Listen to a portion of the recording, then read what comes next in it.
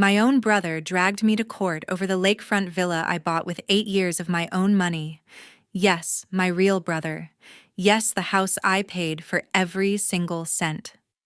One moment I was standing on the dock of my dream home on Lake Martin, Alabama, breathing in the first day it was truly mine. The next, I was staring at legal papers accusing me of stealing it from my own family. When I asked why, Ledger didn't hesitate. He looked me straight in the eye and said, "That lake house belongs to me." Dad added without blinking, "He deserves it more than you do." Mom just stood there nodding like it had been decided long before I was even born. I didn't yell. I didn't break down. I just looked at all three of them and said one sentence that changed everything for them forever. My name is Jade Harper. I'm 34, senior product manager in Atlanta, and for 8 solid years, I saved every paycheck, skipped every vacation, and lived on rice and chicken just to make this place mine. What happened after that one sentence shattered every illusion I had about family and showed me exactly who they really were.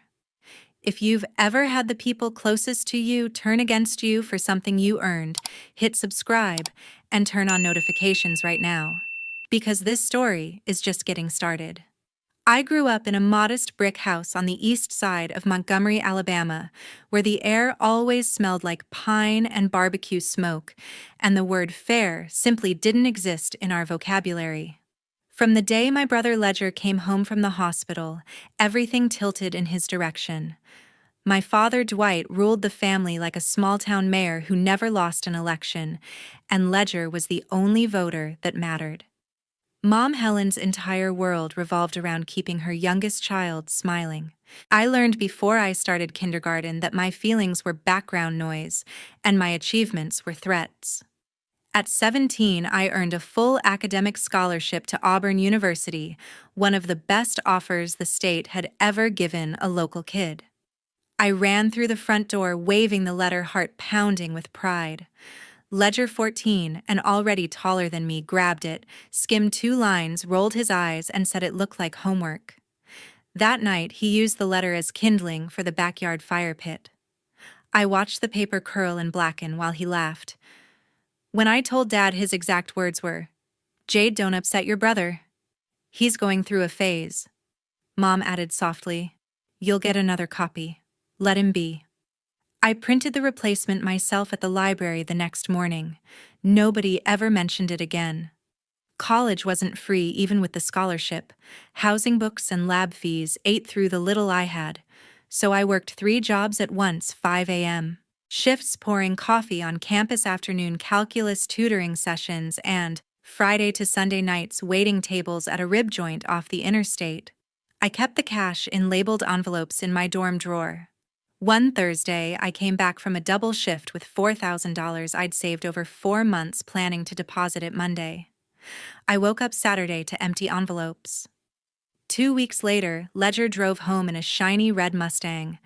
Dad bragged to the neighbors about surprising his son with his first set of wheels. When I asked where the money came from, Mom looked at the floor and whispered, "Family shares, Jade. Don't make a scene."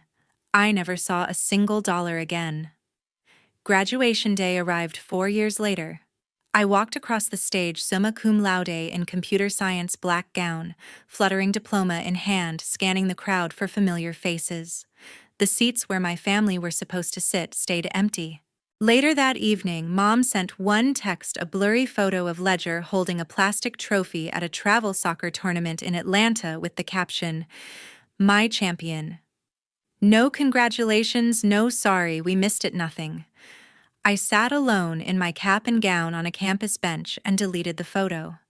That was the last time I expected anything from them. I moved to Atlanta the following week, took an entry-level coding job that paid just enough to survive, and started climbing the ladder the only way I knew how, by outworking everyone else. Promotions came fast because I never said no to a deadline, never took a sick day, never spent a bonus on anything that didn't move me forward. My apartment was 400 square feet, mattress on the floor, 1 saucepan, 1 plate. Colleagues called me the machine. I didn't correct them. 8 years passed like that. 96 months of packed lunches, no vacations, no new clothes, no concerts, no dating apps, no nothing. Every paycheck went straight into a high-yield account. I tracked every cent in a spreadsheet titled Lakehouse. Above my desk, I taped a single printed photo of 4-bedroom lakefront villa on Lake Martin at golden hour wide dock, stretching into calm water, wraparound porch, with Adirondack chairs facing west. That picture was my religion. By 34, I was senior product manager at a fast-growing fintech company in Midtown Atlanta. Base salary plus stock pushed me comfortably into low six figures. The spreadsheet finally showed the number I had written in pen back in 2017, $1,850,000 in liquid cash, and approved mortgage pre-qualification. I didn't tell a soul at work. I didn't post anything online. I drove south alone on a Friday afternoon, walked into the realtor's office on the lake, and put in a full-price offer on the exact house from the photograph. The seller accepted before the weekend was over. For the first time in my adult life, I let myself smile in the rearview mirror on the drive back to Atlanta. I even let myself imagine telling my parents. I pictured Dad raising an eyebrow in surprise, Mom finally saying she was proud. I thought maybe after everything they would finally see what their daughter had built with her own hands. I had no idea how wrong I was. 3 months after I signed the final closing documents, I decided it was time to share the news with the family. I had spent an entire quiet weekend at the lake house by myself, walking barefoot across the warm pine floors, opening every window to let the water breeze in, watching the sun drop behind the cypress trees from the end of my own private dock. For the first time in years, my shoulders weren't tight. I felt light. I took 7 clean photos, the double ovens in the gourmet kitchen, the floor-to-ceiling stone fireplace, the master bedroom balcony overlooking the water, the covered boat, slip the porch swing swaying gently, the outdoor fire pit still smelling of fresh cedar, and one wide golden hour shot of the entire house mirrored perfectly in the calm lake. I dropped them all into the family group chat with a short caption closed last week. My new home on Lake Martin. The read receipts popped up within seconds. Everyone was online. For 30 solid minutes, the chat was a graveyard. No reaction, no emoji, no typing bubble. Just silence. Then at 8:17 p.m., my phone pinged with a TikTok notification. Someone had tagged me in a live video. I tapped it. Ledger was sitting cross-legged on his childhood bed in Montgomery ring light, glaring eyes already glossy. The title read, "My sister stole my inheritance and left me with nothing." The viewer count was already climbing past 1 million and moving fast. He held his phone up so the screen showed my photos side by side with an old picture of our late grandparents. "Most of you know I lost my grandparents a few years ago." He started, voice trembling on cue. "They left money for both me and my sister Jade. It was supposed to be split 50-50. But tonight, she just posted these pictures of $1 million lake house she bought in secret. She used every penny that was meant for our family for me to build her dream life and didn't tell any of us. She blocked me from my own future." The live chat went berserk. Heart emojis, fire emojis, middle fingers, dollar bills flying across the screen as people tipped him. Expose her. That's theft. Cancel her. Within 40 minutes, the video hit 2 million live viewers and kept rising. I sat frozen on my couch in Atlanta, the glow of the screen burning my eyes. My name was trending in the entire state of Alabama. Strangers were calling me a monster, a gold digger, a terrible human being. Some posted my LinkedIn profile. Others found the real estate listing and started leaving 1-star Google reviews on the realtor's page. I refreshed every 10 seconds, watching the numbers climb, waiting for someone in my family to step in and shut it down. No one did. I didn't sleep. I lay in bed staring at the ceiling phone on the nightstand, volume all the way up in case anyone decided to reach out privately. Nothing came through. Not even a single question mark. At 1:03 a.m. sharp, the landline rang, the old house phone only my parents still used. I knew who it was before I picked up. Dad didn't bother with hello.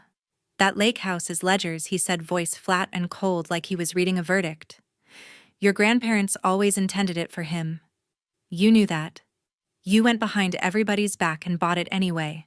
That money was never yours to spend alone." I tried to speak, but he cut me off.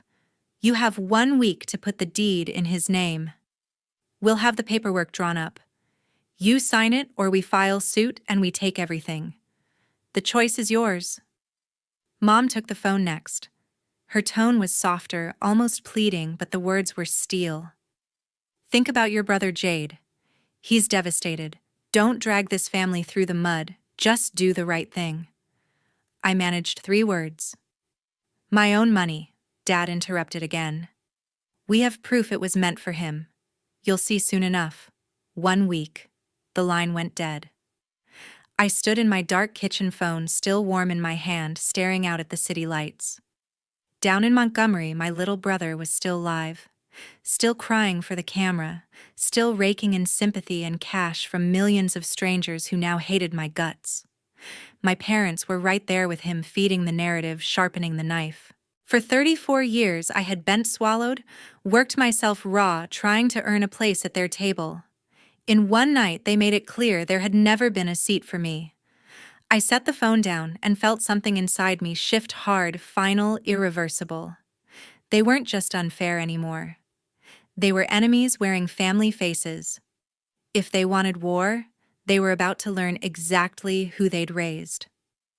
One Friday evening, exactly 16 days after the 1 a.m. phone call, I asked my closest friend Fiona to drive with me from Atlanta to Lake Martin so I could finally spend a full night in the new house. We left the office at 6, took I-20 east, then cut south on 280, windows cracked, playlist loud to drown out the noise still ringing in my head. The drive took 2 hours door to door. When we turned onto the private gravel lane, the motion sensor floodlights snapped on and washed the whole front of the house in white. Everything looked peaceful until we rounded the final curve. Ledger was on his knees at the front door, hood up, flashlight between his teeth, working a bump key in the deadbolt like he'd watched one too many YouTube tutorials. A black duffel bag sat open beside him. Fiona killed the engine and whispered, "Tell me that's not who I think it is." Before I could answer, the Ring spotlight hit him square in the face. The loud 2-tone chime echoed across the water. Ledger whipped around, eyes huge, then scrambled to his feet and sprinted toward the tree line. He tripped over his own bag and went down hard. Mrs. Caldwell, the 72-year-old retired ER nurse next door, was already on her porch in slippers and a housecoat, phone pressed to her ear. "Tallapoosa County 911. I need a deputy at 412 Cove Ridge right now. Young male, black hoodie, actively attempting to break into the lakehouse. He's running toward the woods, but the Ring cameras got him in 4K. 2 sheriff's cruisers rolled up in under 7 minutes, red and blue lights bouncing off the water. Deputies found Ledger halfway down the walking trail, hands up, breathing like he'd run a marathon. They walked him back in cuffs while he shouted the whole way that it was his property, and I was setting him up. The lead deputy recognized my name from the closing documents still fresh in the county system. He asked me point blank if I wanted to press charges for criminal trespass and attempted burglary. I stared at Ledger under the floodlight, hoodie, half-zipped face, scratched from Branch's duffel bag now open on the porch, revealing a sleeping bag, 2/5 of cheap vodka, a pair of my spare boat keys he must have copied somehow, and a stack of printed photos of the house with mine written across every page in thick red Sharpie. Something inside me went very still. "No charges tonight," I said. "Just the full report, photos, and a criminal trespass warning that sticks." They kept him at the station for 4 hours, fingerprints, photos, formal citation. He was released at 2:17 a.m. with orders never to set foot on the property again or face felony charges. Dad called 17 times while we waited on the porch. I let everyone go to voicemail. The texts got worse with each missed call. "You're destroying your brother? How could you do this to family? We're coming up there tomorrow. Fiona poured us coffee from the thermos, and we sat on the swing until the sky turned pink. She finally broke the silence. Jade, your family isn't just toxic, they're dangerous. I just nodded, watching the mist lift off the lake. Back in Atlanta the next afternoon, Fiona forwarded the ring footage to Nash, our friend from college who now works in corporate security. Nash called me 20 minutes later. I've seen the video. Your brother's lost it. You need a shark, not a lawyer. Gemma Torres owes me a favor from a case 2 years ago. I'm texting you her number right now. Monday morning, I walked into Gemma's office on the 23rd floor overlooking Birmingham. She was 38, tailored navy suit, no nonsense. Nash had already sent the police report and the 4K clip. Gemma watched the video once, paused on Ledger's face, then looked up. They're absolutely filing suit. But attempted burglary on top of the public smear. That's gold for us. I slid the folder Mateo had overnighted across her desk, the Harper Grandchildren Trust statements. There's more. My parents keep claiming the lakehouse money came from my grandparents. I never knew this trust existed. Gemma opened the file. Page after page of withdrawals, $280,000 over 4 years, every transfer signed by Dwight and Helen Harper as trustees, every dollar landing in Ledger's accounts, or Dad's business account, marked for LH expenses. The original trust executed in 2016 was crystal clear, equal 50-50 split between Jade Harper and Ledger Harper, upon request after age 30. I was 34. Not 1 cent had ever been offered to me. Gemma closed the file and met my eyes. They stole your inheritance, spent it on him, and now they want the house you paid for with your own money. I felt every second of the last 8 years settle into my bones. For the first time since this nightmare began, fear was gone. Only fire remained. Gemma texted me at 7:12 the next morning. Come to the office as soon as you can. Bring nothing but yourself. I walked into her 23rd floor suite in Birmingham at 8:47, carrying only a large coffee and the weight of the last month. Gemma was already at the conference table, sleeves rolled up, surrounded by color-coded folders and 2 computer screens. Mateo sat in the corner, nodding at me quietly. She didn't waste a second. Franklin Moss filed the lawsuit at 4:57 p.m. yesterday in Russell County. Quiet title action plus constructive trust. They're claiming the lake house was purchased with funds that were morally and equitably intended for Ledger. Weak, but filed. We expected it. She slid the complaint across the table. 37 pages of legal drama, complete with a sob story affidavit from Ledger and a sworn statement from Dad that the grandparents always favored the youngest grandchild. Gemma's smile was razor thin. Their entire case collapses the second we introduce the real evidence. Today, we lock it down. She dialed on speaker. Uncle Roland answered immediately. We're 10 minutes out, sweetheart. True to their word, Uncle Roland and Aunt Beatrice arrived at 9:15, carrying the same fireproof lockbox from the day before. This time, they also brought a small cardboard box sealed with decades-old tape labeled simply Jade and Ledger. Equal. Aunt Beatrice's voice shook as she set it down. Your grandma made us promise to guard this with our lives if anything ever went wrong. Inside were the original executed trust dated March 2016, 2 witness signatures, notary seal, and a separate handwritten codicil signed by both grandparents in 2018 that read, in part, "We have seen favoritism creep into our son Dwight's family. Should either child be treated unequally, the secondary trustees, Roland and Beatrice Harper, are instructed to deliver the originals and enforce strict 50-50 division. No exceptions." Gemma photographed every page in high resolution, while Mateo mirrored the scans to secure cloud storage. Uncle Roland pulled out a second envelope. This is the amendment your dad tried to force in 2019. Inside was a typed document that would have redirected 100% of the trust to Ledger at age 25, and 0 to me. Both grandparents had written across it in red ink, refused.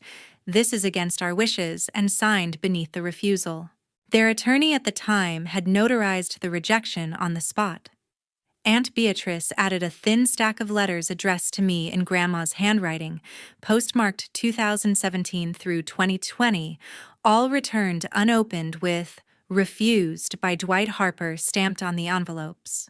One still had the original $50,000 distribution check inside, never cashed, now void. I read the top letter out loud, voice cracking on every word. Dear Jade, we are so proud of how hard you work. Your first distribution is enclosed. Use it for school or your future home, whatever makes you happy. There is plenty more when you're ready. Love always, Grandma and Grandpa. I had to stop. Gemma handed me tissues without looking up from the scanner. Uncle Roland spoke softly. After your grandparents passed, Dwight told us the money was safely invested for both kids. We believed him until Ledger started flashing cash and new trucks.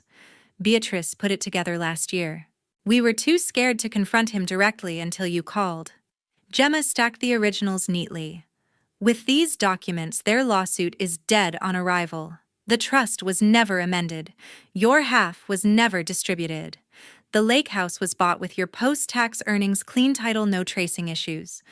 Add the trespass report and the defamation screenshots. And we're not just defending, we're ending them. She turned to me, eyes fierce. Jade, they have no legal evidence. 0. We have originals, witnesses, refused amendments, intercepted mail, and a paper trail of fraud. This ends in one hearing. Uncle Roland reached over and squeezed my hand, the first warm adult touch I could remember from family in decades. Aunt Beatrice was openly crying, whispering, "I'm sorry," over and over. For the first time since Ledger's live video blew up my life, I was not standing alone against them. I had the truth in original ink, 2 relatives who chose decency over blood loyalty, and a lawyer who was already drafting the counterclaim that would finally make them pay. I looked at Gemma and nodded once. Then let's bury it. She grinned like a wolf. Already titled, Abuse of Process, Malicious Prosecution, and Breach of Fiduciary Duty. Filing Monday. The morning the case was called in Russell County Circuit Court. I walked through the side entrance at 8:27 wearing the navy suit I usually reserve for closing million-dollar contracts, hair in a low knot, no jewelry, except the thin gold watch I bought myself the day I got promoted to senior product manager. My pulse was steady, almost clinical. Courtroom 3 smelled of lemon polish and old paper. Gemma placed her slim briefcase on the defense table and gave me a single calm nod. Across the aisle, Dad, Mom, and Ledger sat rigid beside Franklin Moss, whose gray suit looked slept in.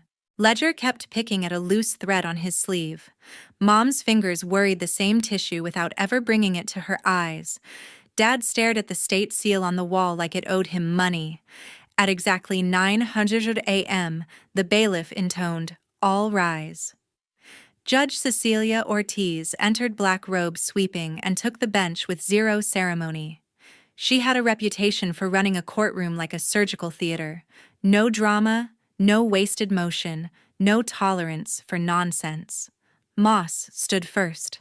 For 24 full minutes, he delivered a syrupy opening statement about sacred family bonds, the baby of the family who was promised the lakehouse, and a selfish older sister who turned her back on blood for brick and mortar. He waved Ledger's tear-stained affidavit like a battle flag and ended with the line, "This court must restore what was taken by greed." He sat. The gallery of local reporters scribbled furiously. Gemma rose without flourish. "Your Honor, the defense will prove this lawsuit is built entirely on fabrication, fraud, and bad faith. We request to present evidence in the exact chronological order the misconduct occurred." Judge Ortiz gave one short nod. "Granted. Proceed." Exhibit 1, the trespass package. Lights dimmed. The 85-inch monitor lit up with ring footage in crystal 4K. Timestamp 9:12 p.m. Ledger's face under the floodlight bump key, scraping duffel, unzipping to reveal vodka bottles, and house photos covered in red, mine. Mrs. Caldwell's calm 911 call played in the background. Gemma placed the certified sheriff's report and criminal trespass citation on the bench, like laying down a royal flush. Moss objected that it was highly prejudicial. Judge Ortiz replied, "It is highly probative of motive and credibility." Overruled. Exhibit 2, the trust originals. Uncle Roland took the stand first, 70-years-old voice steady as church bells. He identified the March 2016 trust, the 2019 amendment attempt with grandparents' furious red refused, scrawled across every page, and the notarized letter rejecting the change forever. Aunt Beatrice followed, holding the stack of Grandma's returned letters and the still-attached voided $50,000 check addressed to me that I never knew existed. Moss tried to rattle them on cross. Both answered with quiet, immovable truth. Judge Ortiz's pen never stopped moving. Exhibit 3, the death blow. Gemma projected the recovered 2022 family group chat screenshots in massive font. Dad, 10:41 p.m. Once Jade closes on that lake lot, we'll pressure her to deed it straight to Ledger. He needs it more. Mom, 10:43 p.m. Exactly. She can afford to be generous. She owes him. Dad, 10:45 p.m. If she fights, we'll file. The judge will see reason. Moss shot to his feet, face purple. Objection, authentication context. Judge Ortiz's voice sliced through the room. Metadata certified by forensic examiner, chain of custody, documented context, self-explanatory. Sit down, counsel. Gemma rested the defense case. Moss called Ledger. He lasted 7 painful minutes of "I don't recall," and my parents told me it was mine. Gemma's cross was merciless. 10 seconds of his TikTok live claiming I stole his inheritance, followed immediately by the trust page proving I never received a penny. Ledger stared at the floor and had no answer. Moss yanked him down. I was the final witness. Gemma's direct examination took 11 minutes. Income sources, tax returns, mortgage documents, wire transfers, every cent accounted for. Clean, boring, airtight.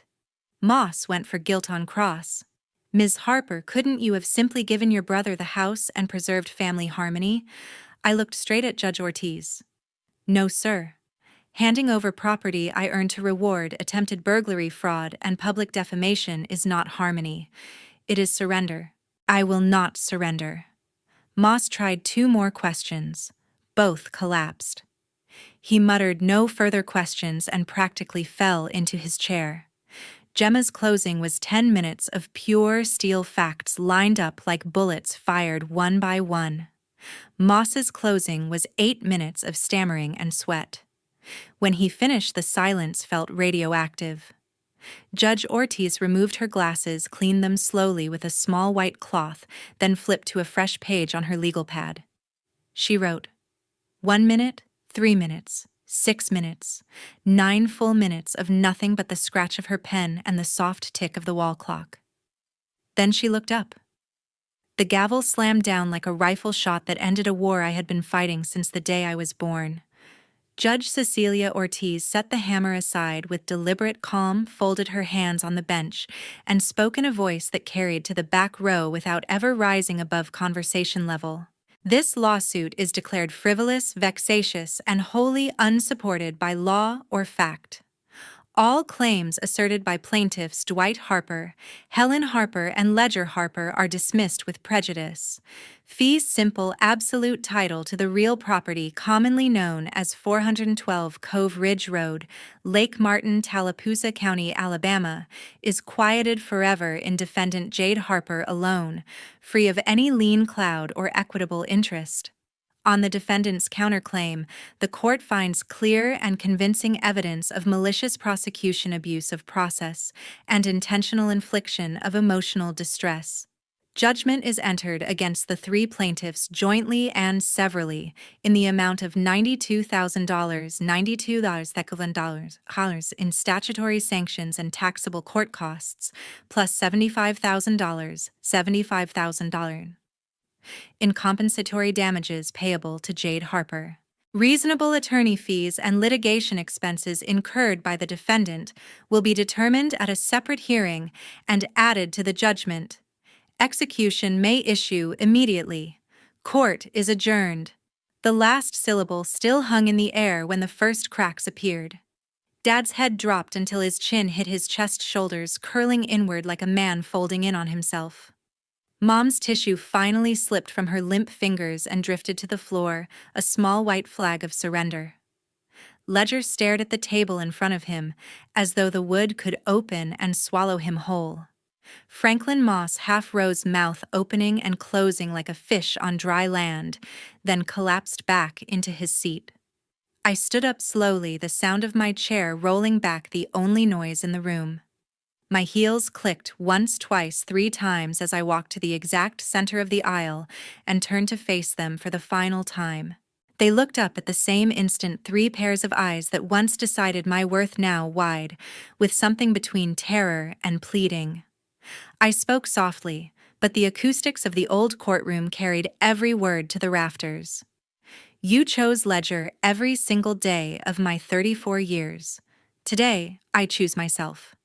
From this second forward, we are strangers. You no longer have a daughter. You no longer have a sister. Do not call. Do not text. Do not show up at my door. We are done. Dad tried to stand. His knees betrayed him and he sat back hard. Mom reached out with one shaking hand, fingers splayed the same gestures she used when I was small and crying. Ledger whispered Jade, in a broken voice I hadn't heard since he was 8. I didn't wait for more. I turned, walked straight down the aisle past the bar, past the bailiff who stepped aside without being asked. The heavy doors swung open and sunlight flooded in. Gemma followed half a step behind. Fiona and Nash were waiting in the corridor, eyes wet, arms already open. I kept walking until my shoes hit the top marble step outside the courthouse. Only then did I stop and breathe. The November air was cold and sharp and tasted like pine needles and absolute freedom. My lungs filled completely, painfully, gloriously, as if they had been half closed my entire life. The invisible chain that had wrapped around my ribs since childhood didn't lift. It snapped link by link and fell away into dust. Gemma rested a light hand on my shoulder. It's finished, Jade. Really finished. I looked across the quiet town square, red brick storefronts, pickup trucks, ordinary people going about an ordinary Tuesday that had no idea a lifetime of captivity had just ended 30 feet behind me. No, I said, and the word came out steady, strong, brand new. It's finally starting. 6 weeks later, the money landed, $92,000 in sanctions, $75,000 in damages, plus Gemma's 6-figure fee award on top. Their names were on the sender line for the very last time. Ledger was fired the same day the Montgomery paper ran the front page headline, "Local Family Ordered to Pay, Sister $167K After Baseless Lakehouse Suit." His old TikTok tears became memes overnight this time, with the judge's ruling stamped across them. Dad and Mom listed the East Side brick house for $65,000 below appraisal. It sold in 7 days to a young couple expecting their first child. They moved into a faded 2-bedroom apartment off the Atlanta highway, where the parking lot smells of fried onions and the mailboxes are dented. I never blocked their numbers. I simply never picked up again. Some mornings I still jolt awake expecting the old tightness in my chest. Instead, I open my eyes to lake light shimmering across cedar beams. I walk barefoot to the dock with black coffee settle into the Adirondack chair I bought the week title cleared, and watch the water turn liquid gold. I am 34, debt-free, title absolute, and for the first time in my entire existence completely, fiercely, unapologetically my own. That is the only legacy I ever truly needed. 6 months later, on the first warm Saturday in May, the lake sparkled like broken glass under a cloudless sky. I stood barefoot on my dock in cut-off shorts and an old auburn t-shirt, turning ribs over glowing coals while music drifted from the outdoor speakers. Fiona was mixing margaritas at the bar cart.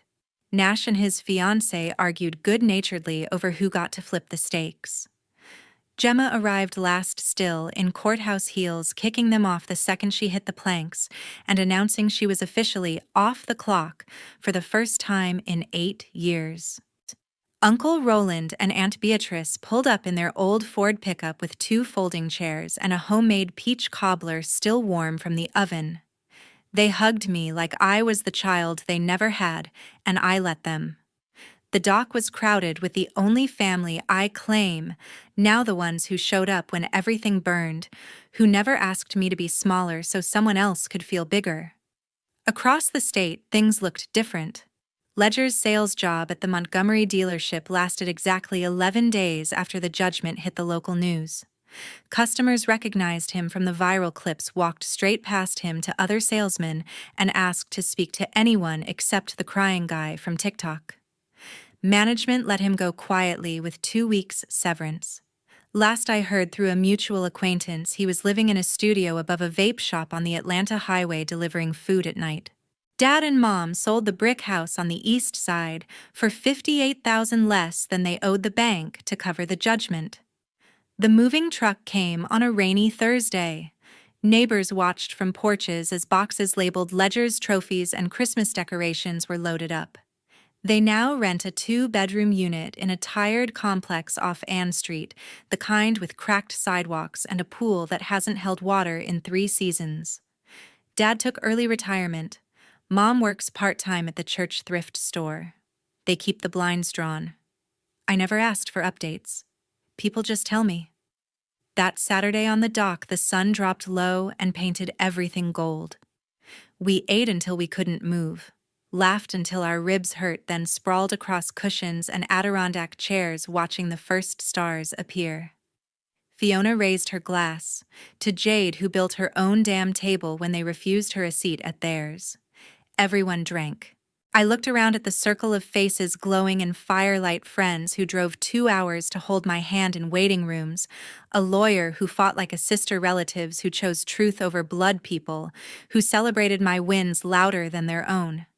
Real family isn't the people you're born to. Real family is the people who choose to stand beside you when the world tries to tear you down. I used to think success was $1,850,000 and a house on the water. Turns out success is quieter. It's waking up without dread. It's laughing so hard your sides ache. It's knowing bone deep that the people on this dock would burn the world down before they let anyone hurt me again. The coals settled into soft red embers. Someone started a slow song. Nash pulled his fiancée up to dance barefoot on the planks. Gemma kicked her feet in the water and grinned like a kid.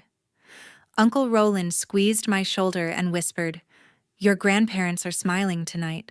I leaned back, cold beer in hand, lake breeze in my hair, and felt the last scar finally close. I am 35 next month. I own every inch of the life I built. I owe no explanations. I carry no guilt. And every single morning when the sun rises over Lake Martin, the light comes straight through my bedroom window, lands on my face, and reminds me I made it. I'm home. I'm free. That is the ending they never saw coming.